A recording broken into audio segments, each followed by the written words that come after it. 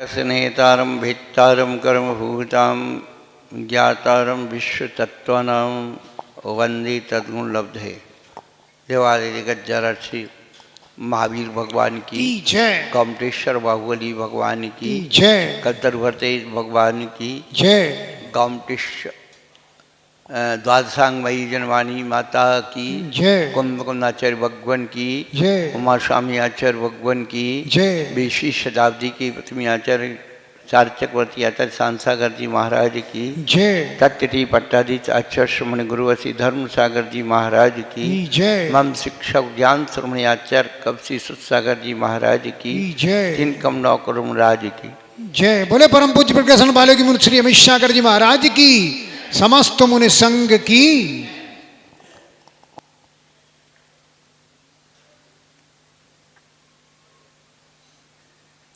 अपने को समझने के लिए अपना पता ढूंढने के लिए हम लोग इस संसार के जंगल में, संसार के समुद्र में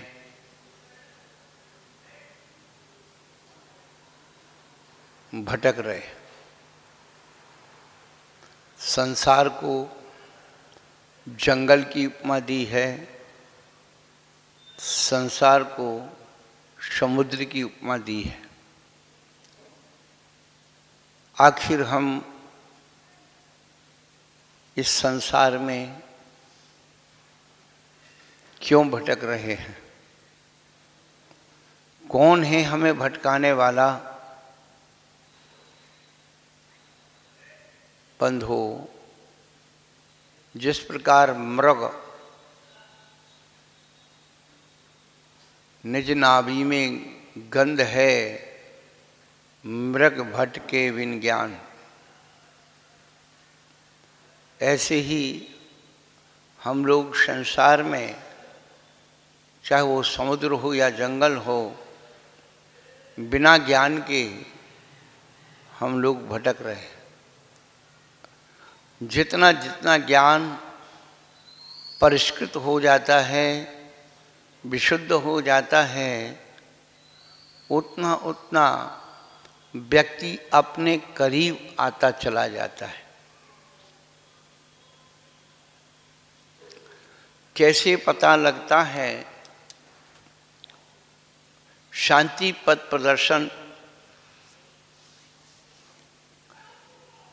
जैनेन्द्र वर्णी का प्रवचन संकलन है। उन्होंने एक दृष्टांत देकर के समझाया कि आप एक जंगल के रास्ते से जा रहे हैं और सामने से एक भील जो अस्त्र शस्त्र लिए हुए है चला आ रहा है। उसको देखते ही मन भय से भर जाता है, डर लगने लगता है और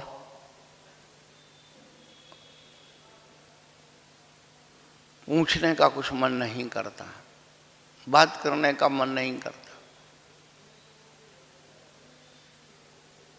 कहीं वो गलत व्यवहार ना कर दे, मार ना दे, ये भाव भरा हुआ होता है।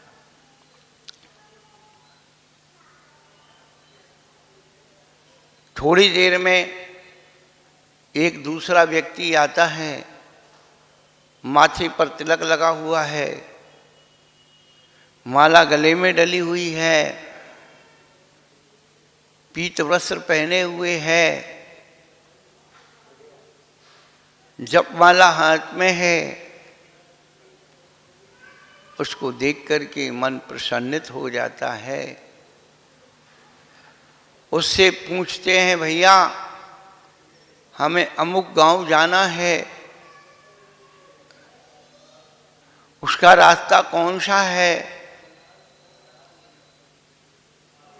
वो कहता है आप यहाँ से इतनी दूर जाएंगे, वहाँ पर तिगड्डा मिलेगा, चौराहा मिलेगा, उस चौराहे से इस रास्ते को छोड़ देना, इस रास्ते को छोड़ देना, इस रास्ते से जाना।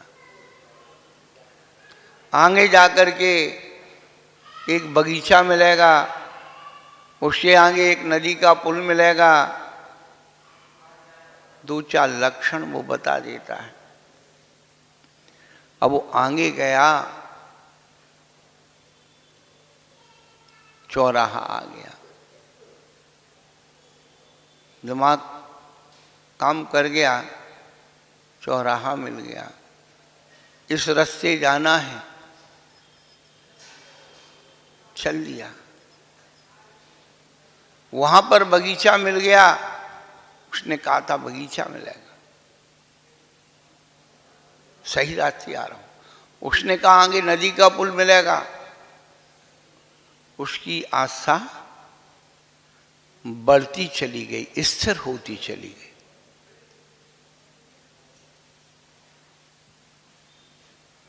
ऐसे ही ये सद्गुरु हमें उस मोक्ष मार्ग को बतला रहे हैं, आत्महित के मार्ग को बतला रहे हैं।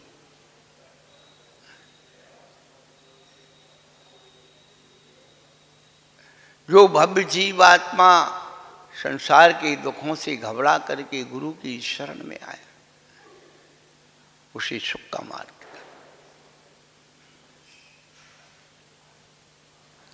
भटका क्यों? पहले तो भटकने का कारण बता रहे हैं कि तू अपनी मनमर्जी से, अज्ञानता से अपने मन वचन काय का दुरुपयोग करता रहा। तो प्रभु सदुपयोग कैसा हो? तो 7वां अध्याय है तत्वार सूत्र का, जो हमें रास्ता बता रहा है, चिन्ह बता रहा है मोक्ष मार्ग।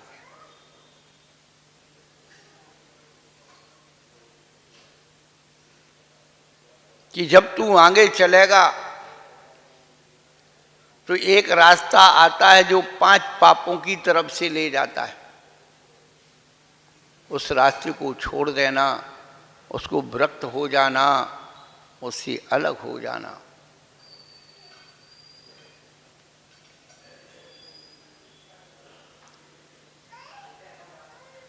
पाप और पाप की क्रिया को छोड़ने का नाम व्रत है, और पुण्य की क्रिया को छोड़ने का नाम वैराग्य है।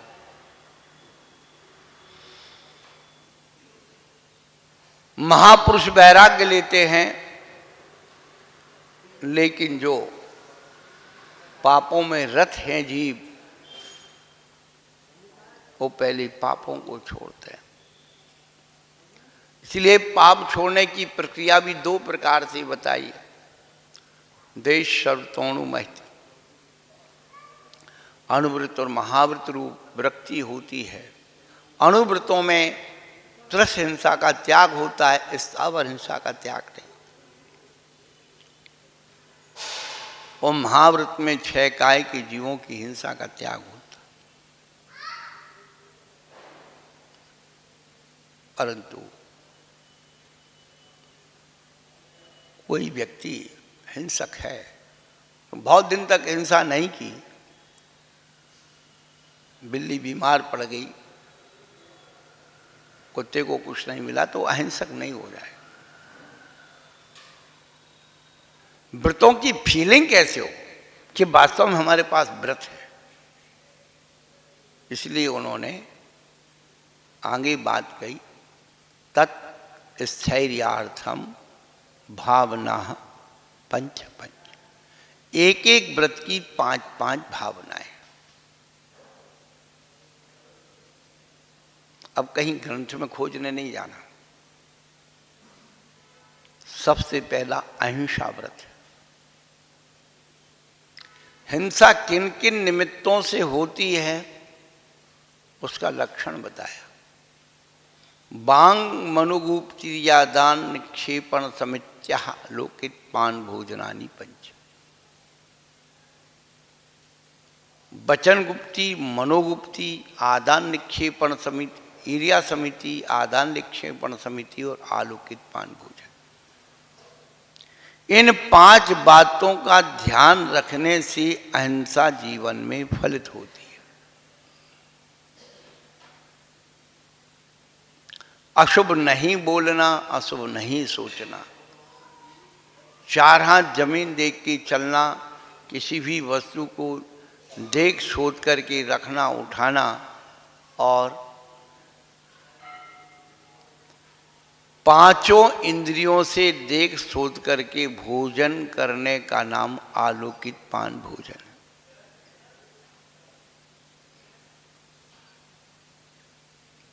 केवल सूर्य के उजाले में भोजन करने का नाम आलोकित पान नहीं है। यदि इतना लक्षण बना दिया जाए तो सूर्य के उजाले में भी लोग अभक्ष खाते हैं, तो लक्षण घटित हो जाए। इसलिए आचार्यों ने 5 इंद्रियों से देख सोच करके भोजन करने का नाम। भोजन पर पहले हमारी नज़र पड़ जाती है तो देखने में अच्छा लगे, देख करके हम लोग उठाते हैं उसे तो छूने में अच्छा लगे,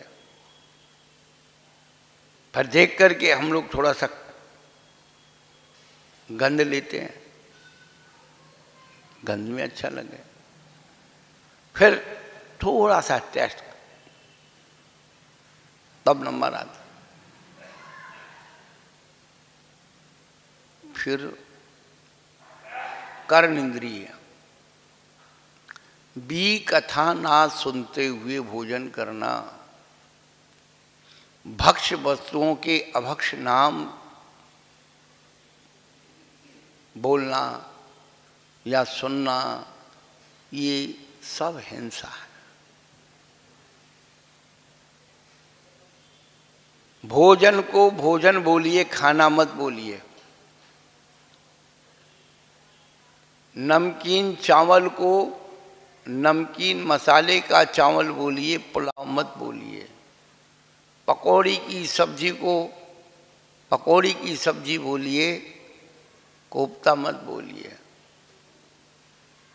अहिंसक वस्तुओं के नाम हिंसात्मक रख देना, भक्ष्य पदार्थों के नाम अभक्ष्य रख देना, ये सब हिंसा का नौकर्म है। बहुत सूक्ष्म व्याख्या हमने पिछले दिनों कर दी। हाथ से ही भोजन करना चाहिए, चम्मच से नहीं खाना। यदि हम लोग अहिंसा की बात करते हैं तो सबसे पहले अपने खान पान को सुधारिए।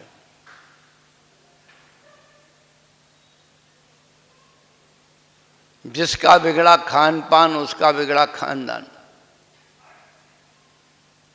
आज जितनी भी ये वस्तुएं अभक्ष के रूप में परिवारों में प्रवेश कर गई, सबसे ज़्यादा अभक्ष फ्रिज का भोजन, फ्रिज का रखा हुआ भोजन,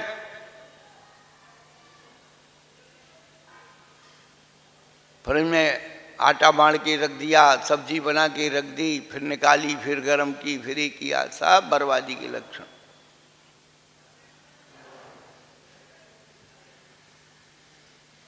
फिर हाथ से नहीं खा रहे, चम्मच से भर के खा रहे हैं। तो चम्मच में लेते हैं, जब मुंह में जाती है तो मुंह की लार चम्मच में स्पर्श हो जाती है और आप बाहर आते ही वो ठंडी हो जाती है, उसमें बैक्टीरिया हो जाते हैं। और हाथ से अपन खाते हैं, मुंह में जाती है, यत्किंचित लार का सहयोग हाथ में हो भी जाए तो अंगुलियों की खून की गर्मी से उसमें बैक्टीरिया नहीं होता। ये विज्ञान है।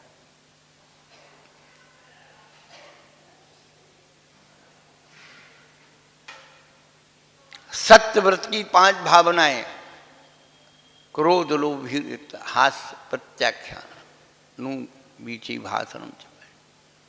व्यक्ति झूठ, क्रोध में झूठ बोलता है, लोभ से झूठ बोलता है, भय से बोलता है, हंसी में बोलता है। इनका त्याग करो। और अनुवीची भाषण, ये निषेध रूप है और अनुवीची भाषण विधि रूप है। सत्य बात ही कहना चाहिए, आगम के अनुकूल ही कहना चाहिए, आगम में लिखी हुई कहना चाहिए। सामने वाला सुने ना सुने, माने ना माने, उससे कोई फर्क नहीं पड़ता। इतने बड़े बड़े महान आचार्यों की बात को हमें स्वीकार करना। अचोर वृत्त की 5 भावना में शून्यागार, मुहूर्ताबाद, परोपरोदाकरण, भैक्ष शुद्धि, सधर्मा, विषमबाधा, पंच। चोरी कहाँ होती है? पर द्रव्य और अपना अधिकार बताना, ये चोरी है। और शून्यागार, पर्वत की गुफाएं, वृक्ष की कोटर, ये किसी की मालकियत नहीं होती।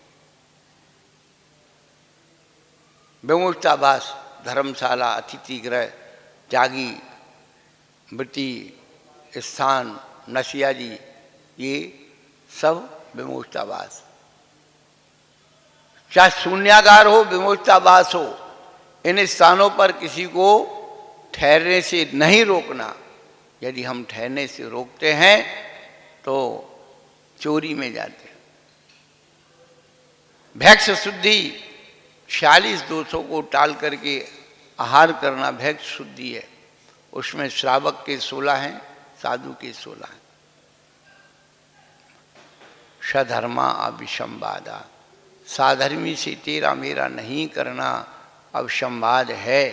ऐसी 5 भावनाएं अचोर व्रत की है।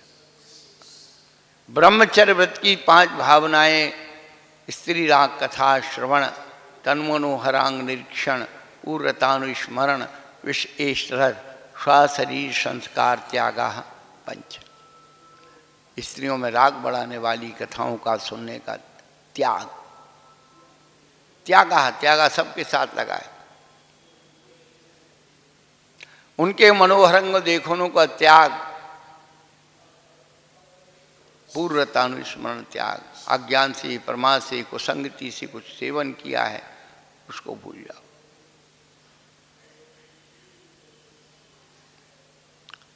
और वृष इष्ट रस त्याग,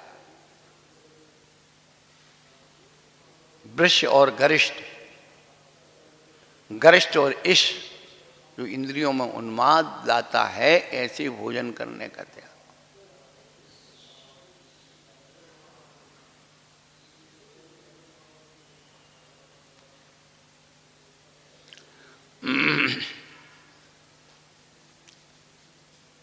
स्वसंस्कार त्याग, शरीर संस्कार त्याग, अपने शरीर को सजाने का त्याग। एक चिंगारी अंगार से कम नहीं होती, एक चिंगारी अंगार से कम नहीं होती, और सादगी श्रृंगार से कम नहीं होती।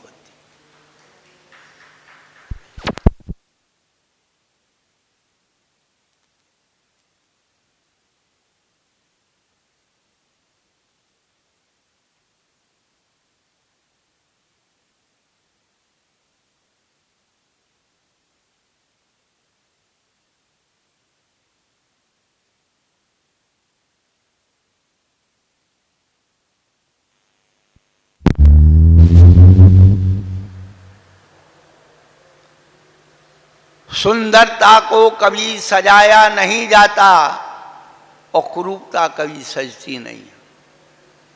यदि कोई सुंदरता को सजाता है तो उसको सजा देता है, पनिश। यदि कोई सुंदरता को सजाता है वह उसको सजा देता है, और कुरूपता कभी सजती नहीं।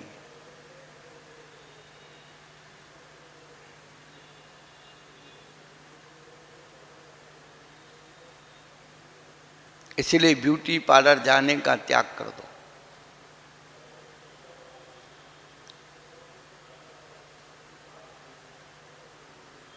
कितने ही अच्छे सुंदर बन जाओ,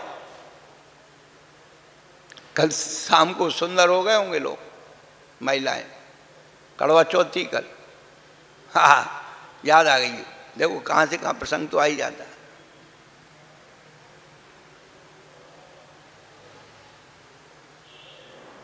ये जीव अपने विकारों को सजाता है, अपनी वासनाओं का श्रृंगार करता है। अरे तू उस निर्लेप परमात्मा, तेरी प्रतिमा इतनी सुंदर, तू कितना सुंदर होगा। क्यों हमें पता नहीं है कि हम क्या हैं? पुद्गल की सुंदरता को हम सुंदरता मानते हैं। अरे जो तुझे सुंदरता बता रहा है वो सुंदर है।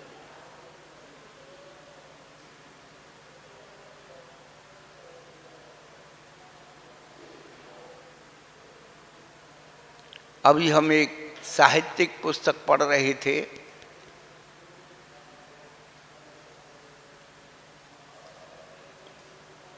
उसमें एक बात आई, वयम रक्षामा, आचार्य चतुर्सेन की। जिस समय शीलवती सीता वरमाला डालने के लिए रामचंद्र जी के करीब आ रही, एक संवाद उन्होंने लिखा कि उस शीलवती सीता के वस्त्रों ने सीता के शरीर की सुंदरता को नहीं जाना, जैसे शरीर आत्मा को नहीं जानता है। शीलवती सीता के वस्त्रों ने सीता की सुंदरता को नहीं जाना, जैसे ये शरीर आत्मा की सुंदरता को नहीं जानता। कोटेशन बहुत अच्छा। इसी बात को लगभग 250-300 साल वर्ष पूर्व कश्मीर के संग्रहालय में एक शिलालेख पर कुछ लिखा हुआ है, इसी का भाव। कहने का अभिप्राय है, तीन लोक में यदि सबसे सुंदर पदार्थ यदि कोई है तो वह तेरी आत्मा है।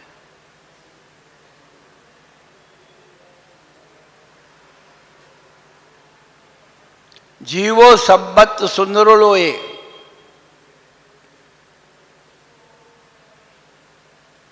तीन लोक में यदि सबसे सुंदर पदार्थ है तो वह हमारी आत्मा है। और जिस दिन हमको अपनी आत्मा की सुंदरता का विश्वास हो गया, पुद्गल से अपने आप विरक्ति हो जाएगी, पुद्गल का आकर्षण अपने आप कम हो जाएगा।